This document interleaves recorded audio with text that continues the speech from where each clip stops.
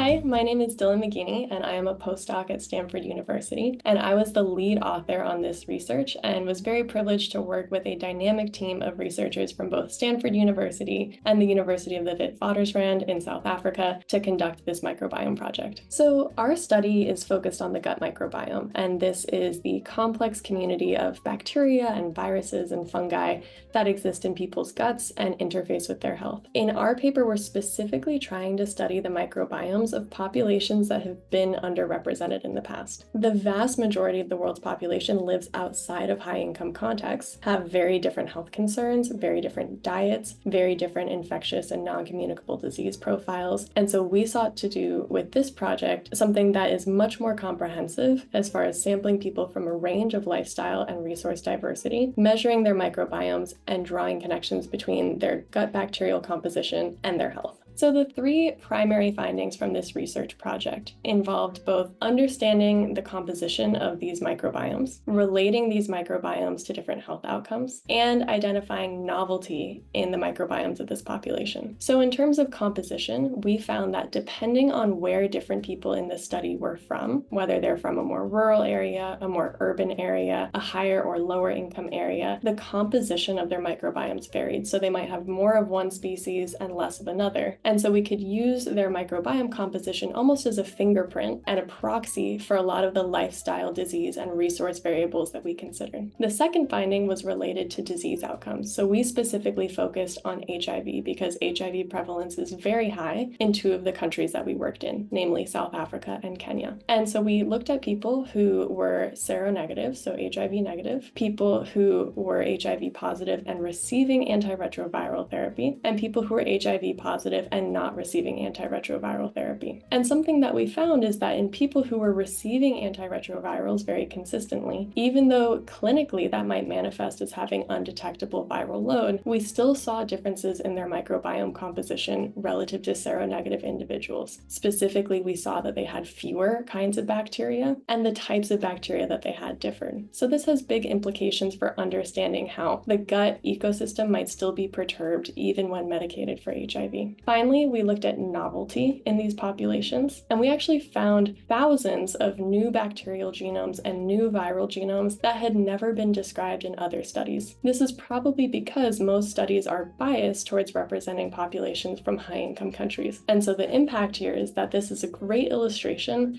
of how expanding the breadth of our research scope and the populations we study can help us better understand and mine the full range of bacterial diversity that exists. So the most important thing that made this project successful was the nature of the collaborative environment that we worked in. I think that this is often a very underappreciated aspect of microbiome research and a lot of omics research in general is how much work and infrastructure goes into building strong cohorts. So what this looked like for us is partnership with health and demographic surveillance sites in all of our different study sites. And these are locations that are staffed with researchers and clinicians. This involves field workers who were trained to drive out to participants' homes for many of these different participants to conduct very extensive interviews and biosample collection. This involved an amazing team of researchers at WITS and our team at Stanford. For me, that was the greatest experience and the most rewarding part of being part of this study was understanding how all of these different stakeholders came together to make this work possible,